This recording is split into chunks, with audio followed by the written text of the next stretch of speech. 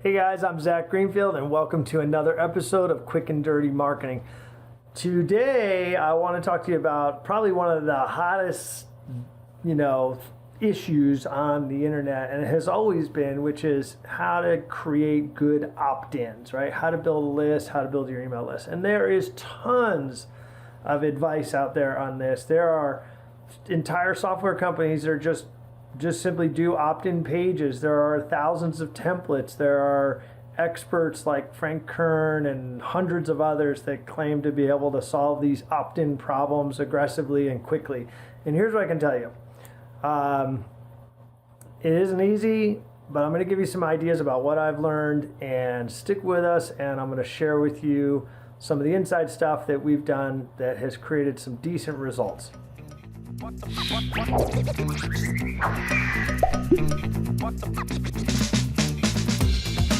Okay, so for today's topic, opt-ins. How to create a good opt-in. Now, opt-ins are like all marketing. They follow the same sort of three rules, or there's three variables that you need to get in balance. Variable one is what type of audience is actually hitting the opt-in, okay? If you're bringing in non-relevant traffic that isn't interested in what you're offering, you're not going to get any conversions. It doesn't matter. I mean, if you're trying to sell dog food information to car lovers, they're just not going to opt in. So you got to get your audience and your traffic right. You got to be moving the right traffic to the opt-in page. So that's variable number one.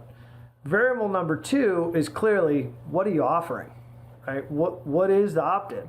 I mean, does it have any value, or is it just some cheesy PDF download, which can work if there's a ton of quote-unquote perceived behind-the-scenes expertise that's packed into this PDF that nobody could get anywhere else, that required hundreds of hours of research and all these things. Then maybe, you're going to get somebody to pop on those and go for the download. For the most part, we found that they do work in highly relevant audiences that are really interested in the topic. You can still get some conversions on those.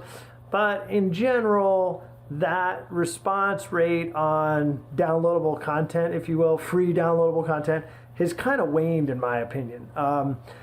One of the things that is, I'm seeing a lot more of lately is contest-based opt-ins, and I believe those are actually pretty fun and engaging. We have run a few here, even myself, I've run some, and I can say they do pretty well, again, when you hit the right audience and you have a good offer. So we did an offer, as an example, that was a $5,000 giveaway. Yeah, we got a lot of opt-ins for that. It was pretty cool. But again, the value was tremendous to get all the opt-ins. So here's the first piece of advice on that.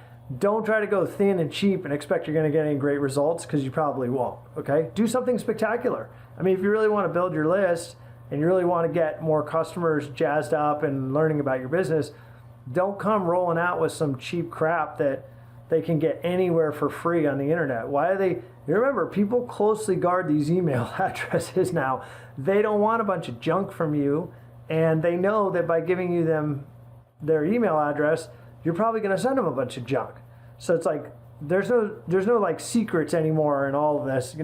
Everybody knows the game, including your target. So don't be cheap. Offer something amazing. If you're going to do a contest, offer something awesome. Like I recently saw one on Instagram where they're giving away like a Ford Raptor truck. It's a $60,000 truck, right? But I guarantee you they're going to build a big email list from that. And, that's probably worth it, right? Because how do you, if you want to get 500,000 email addresses that are interested in trucks and outdoor equipment, is $60,000 too much to pay for that? Well, I bet down the road that they'll sell a lot more than $60,000 worth of goods to that list if they play their cards right. So it can be a good investment, but in general, you got to do something pretty awesome, okay, to get opt-ins. So if you're a small business, that might be like a $500 giveaway or something that would seem really cool in a local business environment. Like if you were a local veterinary or say orthodontist, or you got to watch with medical because you can't offer a lot of free stuff. But if you're a cash pay or something like that, that can work. If you're just a regular local store or boutique or something, yeah, $250, $500 is probably going to be the mark where you'll start to get people who want to jump in and see if they can get drawn for that to win. So that's contest-based opt-in versus content-based opt-in. So be creative with your ideas. Look at the market too and see what, maybe your competitor's doing and what's working. But remember, you've got audience relevancy, you've got what you're offering, and it's perceived value. Doesn't mean actual value, and that's a whole nother conversation for another video, but what people think it's worth is the most important thing, okay? So, and it's got to be worth a lot. And the last piece, the third, sort of piece of the puzzle is the whole opt-in process friction-free and easy to deal with? Like, is it one click on Instagram to, DM or something, or tag to be part of that? Or is it just enter an email address, right? So we don't even ask for first and last names now in our opt-in fields. It's just email and done, because you really don't want to create any friction there at all.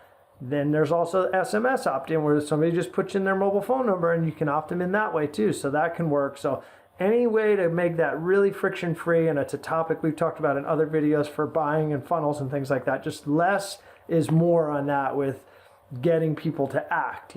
Ask for the minimum from them because they're pretty much willing to do the absolute minimum.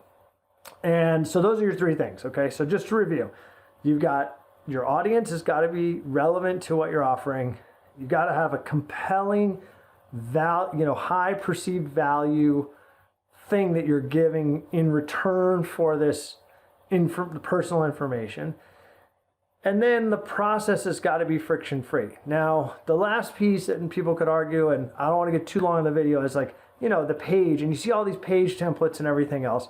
I think those are probably the fourth item on the what's important list. I mean, any page at this point, everybody's seen every version of it. Opt-in on the right, opt-in on the left, opt-in on the bottom, video, no video, image, no image, text only, a little picture of the thingy that you get. We've all seen them all, so it doesn't matter really. I think at this point, they just sort of all feel the same. People want to just see what they're getting, know that they're getting it, fill in the thing, click the button, make it not hard. I'm not sure that, I think when they first launched, design and that stuff was probably more important than it is now.